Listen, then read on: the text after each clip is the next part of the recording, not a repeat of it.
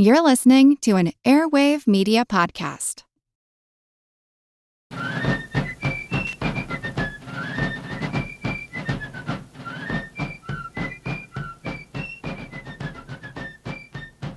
Hello, and thank you for joining the American Revolution. Today, episode 119, Fort Cumberland, Nova Scotia, and Newport, Rhode Island. In late 1776, British war plans seemed to be going reasonably well for the British. In Canada, General Carleton had destroyed General Benedict Arnold's fleet on Lake Champlain and opened up a path for a spring invasion from the north. British General Howe had pushed General Washington out of New York and New Jersey and had him sitting across the Delaware River in Pennsylvania. By just about any measure, the Patriot cause seemed to be in serious trouble. Despite being on the ropes, many Patriots were still looking to take the fight to the British. Some still wanted to go on the offensive. A revolution is not controlled by a single authority, and in many places locals will take the initiative. That's just what happened in Nova Scotia. Back in March 1776, General Howe had to evacuate Boston, and he moved his forces up to Halifax in Nova Scotia before he could begin the summer campaign in New York. After Howe's army left Halifax for New York, there were few British soldiers left in the area. Recall that back at the beginning of the French and Indian War, Britain had removed most of the local French Acadians from the region and forced them to return to France. At that time, thousands of colonists from New England moved into the area to take the farmland that the French Canadians had been forced to abandon. Now, during the French and Indian War, it seemed like a good idea for Britain to populate the area with British colonists. But by 1776, those same New Englanders were at war with Britain. The New Englanders who had settled in Halifax shared the same political views as their friends and family in Massachusetts. Among those settlers was a man named Jonathan Eddy. He had served as a New England militia officer fighting in Halifax during the French and Indian War. When hostilities ended in 1760, Eddy took advantage of the cheap land and moved his family to Halifax. There he settled into life as a farmer and an elected member of the local assembly. In 1775, the assembly expelled Eddy for non-attendance, though the real reason was probably more for his involvement in revolutionary activities. In February 1776, Eddy traveled to Cambridge to convince General Washington to send a contingent to Halifax to take control of the region. At that time, Washington was still besieging Boston and preparing his own offensive there.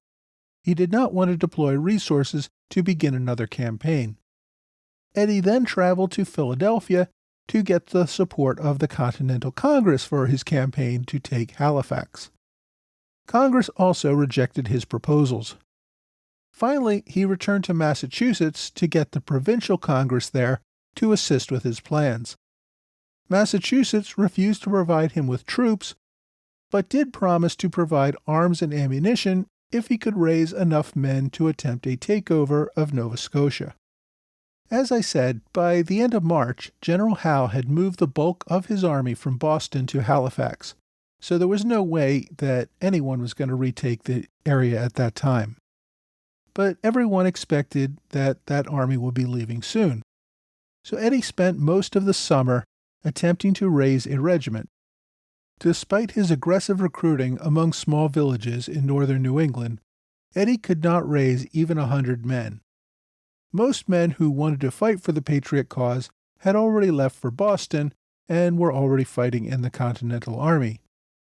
Undeterred, Eddy took his small force back to Nova Scotia, where he was able to recruit some more locals and a few Indians, bringing his force to around 180. As expected, Howe departed for New York in late summer, and there were few British soldiers left in the region. Eddy's force at that point was able to target Fort Cumberland, which fell under the command of British Lieutenant Colonel Joseph Gorham. Like Eddy, Gorham had served as an officer during the French and Indian War and had settled in Halifax. he received an appointment as Deputy Agent for Indian Affairs. At the same time that Eddy was attempting to recruit a Patriot Corps, Gorham was attempting to recruit a Loyalist Corps. He also toured much of New England, mostly before the fighting at Lexington and Concord, to put together a fighting force to support the king. Gorham did not have much luck with recruitment either. He ended up with a total command of about 190 men. With the departure of General Howe's forces from Halifax, Gorham took command of Fort Cumberland. This was the former French fort Beausejour, which is probably a terrible mispronunciation of the fort name. It sat on the isthmus between Nova Scotia and mainland Canada. The fort was far from a priority for the British, leaving Gorham's militia with little supplies or anything else to build up the fort's defenses. Still, Gorham and his men used equipment left over from the French and Indian War, repaired the walls, and made the fort relatively defensible. In early November, Eddy's forces moved into the area. There he recruited even more locals, including several members of local tribes, as well as some French-speaking Acadians who remained in the area. The force captured a small contingent of Loyalist militia under Captain Walker. The Patriots also captured a small sloop under Gorham's command, the Polly, along with its crew. Eddy's forces began to lay siege to Fort Cumberland. By some accounts, Eddy's forces had grown to over 500 men, although this number seems a little exaggerated. Gorham had less than 200 men in his garrison. Eddy had already taken about 60 men prisoner. However, Eddy had no cannons to use against the fort, while Gorham had 3 mounted cannons that he could use against any attackers. On November 10th, Eddy sent a letter to Gorham calling for his surrender. In response, Gorham suggested that Eddy surrender. 2 days later, Eddy attempted a night attack against the fort, hoping that the surprise and confusion would allow his men to get inside the fort and take the garrison. Gorham's men, however, repulsed the attack. Following that failure, the soldiers serving under Eddy began to question his leadership. A council of officers voted to remove Eddy from leadership. Remember, these were all local civilians acting as militia.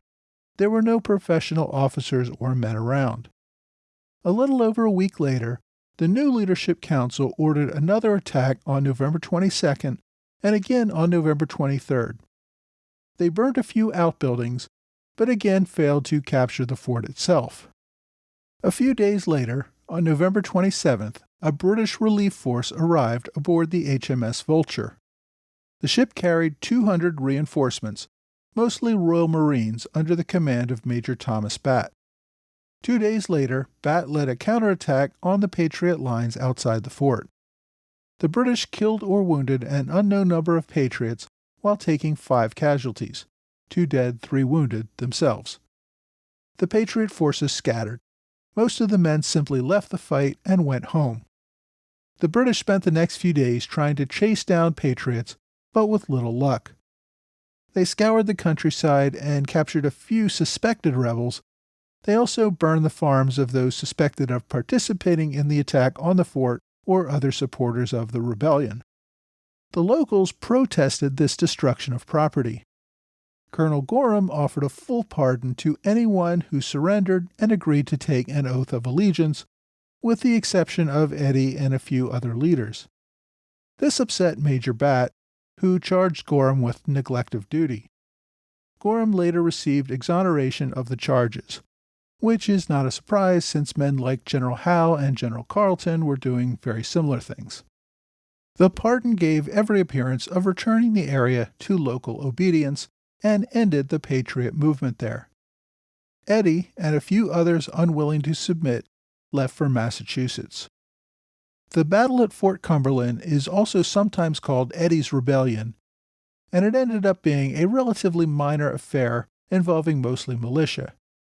While some historians argue that a Patriot victory there might have brought Nova Scotia over to the Patriot side and made it the 14th state, it seems unlikely that the Patriots would have been able to hold the territory against an almost certain British counterattack from Halifax. In any event, the British, despite a victory, did not consider it terribly significant. This relatively minor affair between militia and Halifax was happening while British under General Howe were pushing the Continental Army out of New York and across New Jersey, still moving slowly toward Philadelphia, which is some of the things I've talked about over the last couple of weeks. As I said last week, General Howe had joined General Cornwallis in New Jersey and was slowly pushing Washington's army into Pennsylvania. As the victorious army chased the Continentals across the state, General Howe had left his second-in-command, General Clinton, back in New York City. Clinton spent most of his days, I imagine, banging his head on the desk out of frustration. Since the first British troops landed in New York earlier that summer, Clinton had proposed one plan after another to encircle and trap and destroy the Continental Army. His commander, General Howe, continually rejected his advice, preferring to push the Americans back slowly and always offering them an avenue of retreat.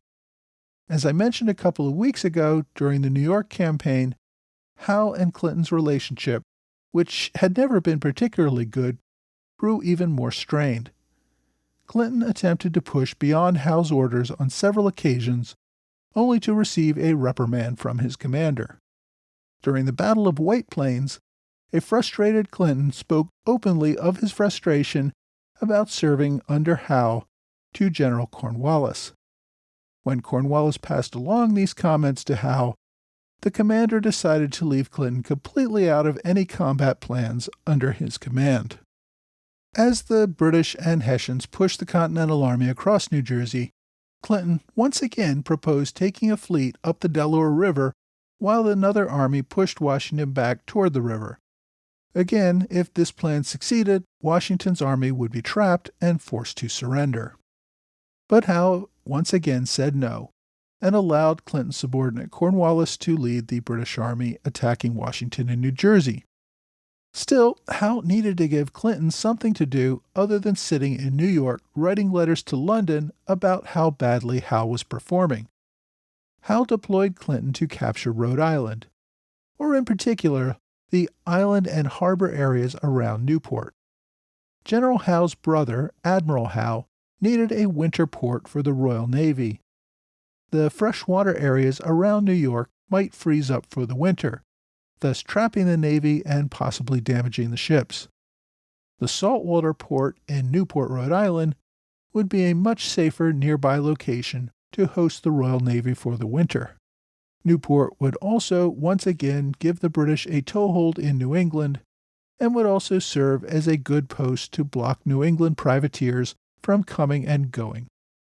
Newport was thought to have one of the largest percentages of Loyalist populations in New England, thus minimizing the dangers from local militia. General Clinton received a force of about 6,000 or 7,000 regulars and Hessians, and took General Lord Percy as his second-in-command.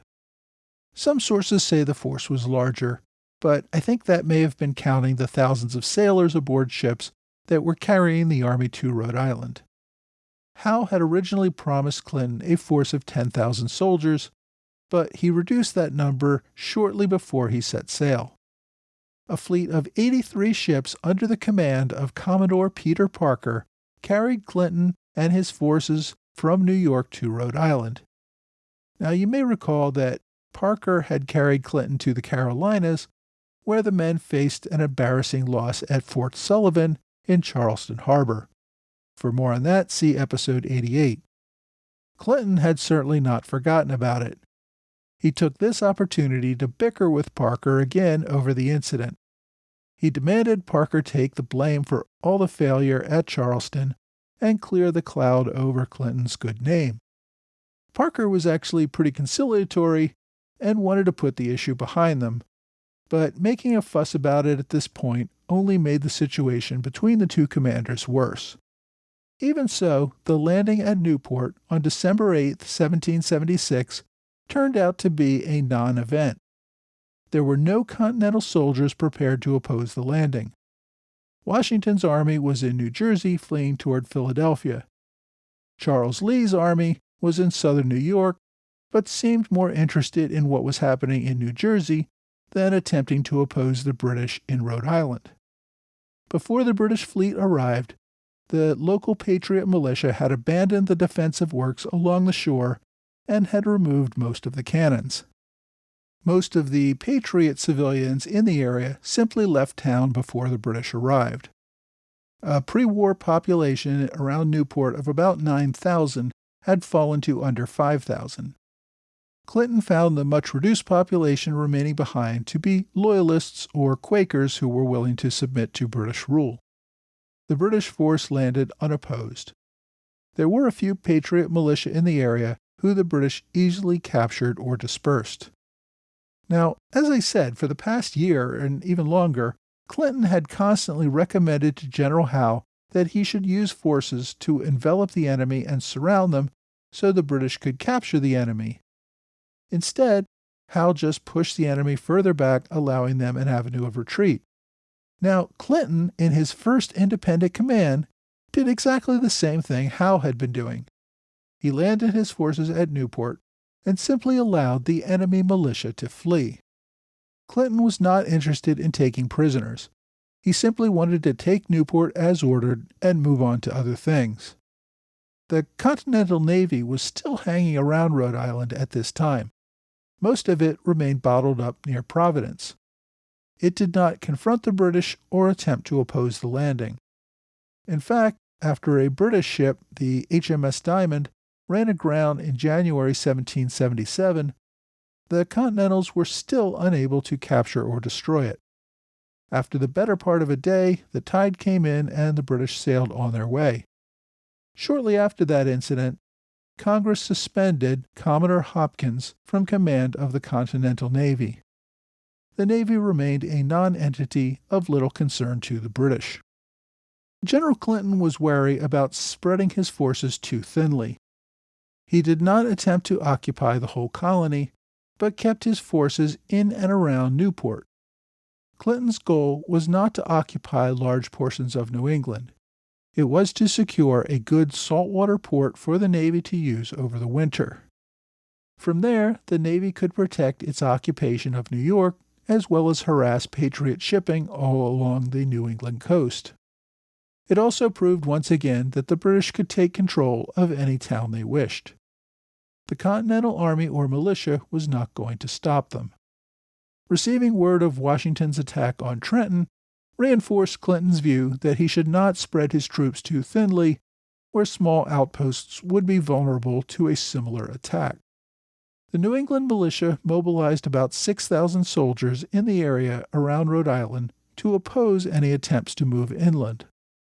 General Howe, instead of providing reinforcements for an offensive, recalled many of the soldiers under Clinton's command for use in New Jersey.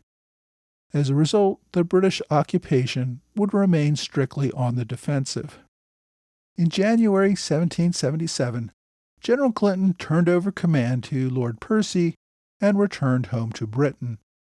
Clinton was frustrated at not getting any real command opportunity and still felt the need to clear his name over the failure to take Charleston. He also wanted to express his frustration over Howe's go-slow strategy and refusal to take any advice that might result in the capture and destruction of the Continental Army. Further, Clinton felt slighted by the fact that General Burgoyne, a more junior general, had been given an independent command in Canada. Clinton planned to resign his commission once he returned to London. As we'll see in future episodes, the king would not accept his resignation and still had other plans for him. But for the winter of 1777, once Newport was secure, Clinton hopped on a ship and went home to England, expecting that would be the end of his military career. After Clinton's departure, General Lord Percy took command for a few months. Then he, too, decided to return to London. Percy, who had saved the British during the retreat from Concord and then led divisions in the Battle of Long Island and the assault on Fort Washington, had also regularly clashed with General Howe. He had proven himself a highly capable officer on the battlefield. and also had the respect of the officers and men who served under him. Like Clinton, Percy felt like he was being banished to Rhode Island, where nothing interesting was likely to happen. Adding to his frustration at being removed from the main action, Percy felt that Howe was questioning his abilities as a general. Howe, who was not exactly known for his aggressive strategy, wrote several letters to Percy over the winter, criticizing him for being too cautious in capturing territory in Rhode Island. Since Percy had followed orders, and since Howe's attempts in New Jersey to occupy more territory that winter had ended in disaster, it's hard to say for certain why Howe was so critical. It appears, though, that Howe saw Percy as a Clinton ally and therefore a political threat to Howe's leadership. By putting Percy in a theater where he would not see much action, and then generally criticizing his failure to impress, Howe seemed to be trying to diminish Percy's reputation among leaders back in London. But officials in London did seem perfectly happy with Lord Percy. They even promoted him to lieutenant general. Despite this promotion, Percy decided to return home in the spring of 1777 and resign his commission.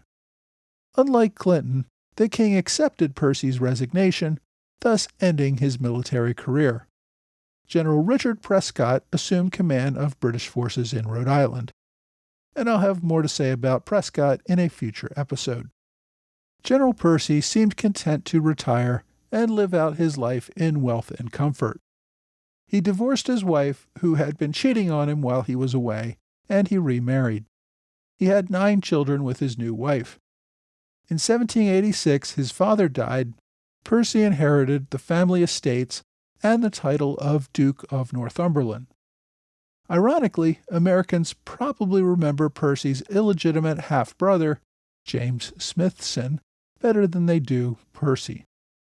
Many years after Percy's death, Smithson, who never visited America, left a large bequest in his will, which formed the foundation of the Smithsonian Institute in Washington, D.C.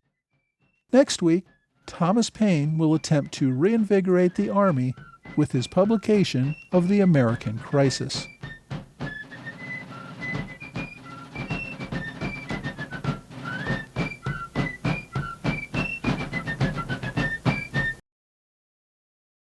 Hey, thanks for joining the American Revolution Podcast After Show. For anyone listening to this show near its release date, I want to remind you that I will be presenting at History Camp Virginia this year at George Mason University. That's taking place on November 16th, 2019. My presentation is called The Politics of Independence. I'll be talking about the months leading up to independence and how we went from a nation where almost no one wanted independence to signing the Declaration of Independence in a matter of months. I will be one of many volunteer speakers at this great event. Dave Salvatore, who ran American Revolution Today podcast, will also be there. Dave is a Robert Morris Circle Patreon supporter of this show. So if you're interested in History Camp, I think tickets should still be available as I record this. Go to historycamp.org for more details. Also, at History Camp Virginia, I hope that we will be able to announce the date and location for History Camp Philadelphia. This is something I've been doing a lot of work on, and we're still working out some details, but I am hoping that we can announce this event for sometime in spring 2020. Okay, so in this week's episode, we heard about a minor skirmish in Nova Scotia. There was not much fighting there during the war in what is today Eastern Canada.